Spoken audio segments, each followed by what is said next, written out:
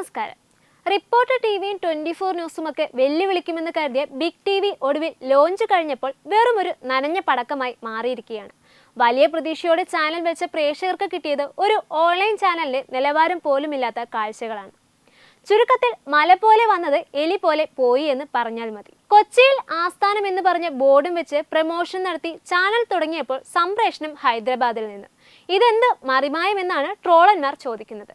സ്വന്തമായി ഒരു സ്റ്റുഡിയോ പോലും പണി തീർക്കാതെ എന്തിനായിരുന്നു ഈ ടമാർപാട ലോഞ്ച്? ഹൈദരാബാദിലെ സ്റ്റുഡിയോയിൽ നിന്നുള്ള ദൃശ്യങ്ങൾ കണ്ടാൽ 90കളിലെ ദൂരദർശൻ വാർത്തകൾ ഇതിലും നിലവാരമുള്ളതാണെന്ന് തോന്നിപ്പോകും. അനിൽ ഐരൂർ എന്ന മാധ്യമസിംഹത്തിന്റെ തലയിൽ ഒതിച്ച ബുദ്ധിയായതുകൊണ്ട് വൻ സംഭവമാണെന്നാണ് കരുതിയത്. റിപ്പോർട്ടർ ടിവിയിൽ നിന്ന് സുജാ പാർവതിയെ വൻ തുക കൊടുത്ത് ചാടിച്ചപ്പോൾ എല്ലാവരും കരുതി ബിഗ് ടി വി കേരളം പിടിക്കുമെന്ന്.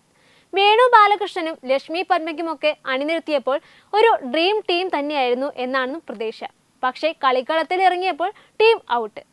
അവതാരകർക്ക് കൊടുക്കുന്ന ശമ്പളത്തിന്റെ പകുതി പൈസയെങ്കിലും ഒരു നല്ല സ്റ്റുഡിയോ ഉണ്ടാക്കാൻ ചെലവാക്കാമായിരുന്നു എന്നാണ് എല്ലാവരുടെയും അഭിപ്രായം. വമ്പൻ താരങ്ങളെ വെച്ച് ലോക്കൽ സെറ്റപ്പിൽ വാർത്ത വായിക്കുന്നത് കാണാൻ ആളില്ലെന്നതാണ് മറ്റൊരു കാര്യം. പ്രേക്ഷകരെ ഏറ്റവും കൂടുതൽ ചൊടിപ്പിച്ചത് അവതാരകരുടെ വസ്ത്രധാരണവും സ്റ്റുഡിയോയിലെ ദൃശ്യങ്ങളുമാണ്. ഒരു പ്രമുഖ ചാനലാണെന്ന് പറയാൻ പോലും പറ്റാത്ത വിധം ദയനീയമാണ് സ്ക്രീനിലെ കാഴ്ചകൾ. ഈ അവതാരകർക്ക് നല്ല വസ്ത്രം വാങ്ങിക്കൊടുക്കാൻ പണമില്ലേ എന്നാണ് സോഷ്യൽ മീഡിയ ചോദിക്കുന്നത്. ഓൺലൈൻ ചാനലുകൾ പോലും ഇതിലും വൃത്തിയായി വാർത്തകൾ അവതരിപ്പിക്കാറുണ്ട്.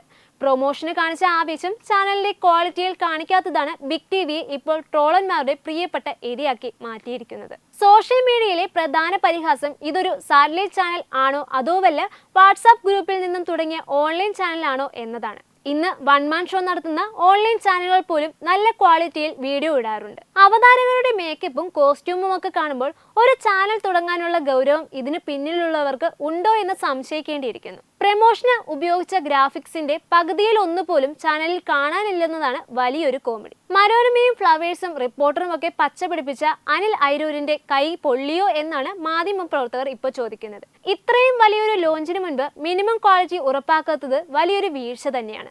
ഹൈദരാബാദിൽ ഇരുന്നുള്ള ഈ കളി കണ്ട് മലയാളികൾ ബിഗ് ടിവിയെ ബിഗ് ട്രാജഡി എന്ന് വിളിക്കാൻ തുടങ്ങിയിരിക്കുകയാണ് ഇപ്പോൾ. ന്യൂസ് ഡെസ്ക് തത്തുമൈ news. Brought you by Kerala AIDS control society. HIV AIDS സംബന്ധമായ സംശയങ്ങൾക്ക് 1097 എന്ന 24 മണിക്കൂറും പ്രവർത്തിക്കുന്ന ടോൾ ഫ്രീ നമ്പറിലേക്ക് വിളിക്കുക. വാട്സാപ്പിലും ഫേസ്ബുക്കിലും ഒക്കെ സ്റ്റാറ്റസ് അപ്ഡേറ്റ് ചെയ്യാറുണ്ടല്ലോ. HIV സ്റ്റാറ്റസോ HIV പിടിപെടാനുള്ള സാഹചര്യങ്ങളിൽ കൂടി അറിഞ്ഞോ അറിയാതെയോ കടന്നു പോയിട്ടുണ്ടാവാം. എന്ത് തന്നെയായാലും മുൻകൂട്ടി പരിശോധിച്ച് HIV സ്റ്റാറ്റസ് അറിയൂ. സൗജന്യ HIV പരിശോധനയും കൗൺസിലിങ്ങും ആരോഗ്യ കേന്ദ്രങ്ങളിൽ പ്രവർത്തിക്കുന്ന ICTC അഥവാ ജ്യോതിസ് കേന്ദ്രങ്ങളെ സമീപിക്കുക. നിങ്ങളുടെ സ്റ്റാറ്റസ് എന്തായാലും വിവരങ്ങൾ രഹസ്യമായി സൂക്ഷിക്കുന്നതായിരിക്കും.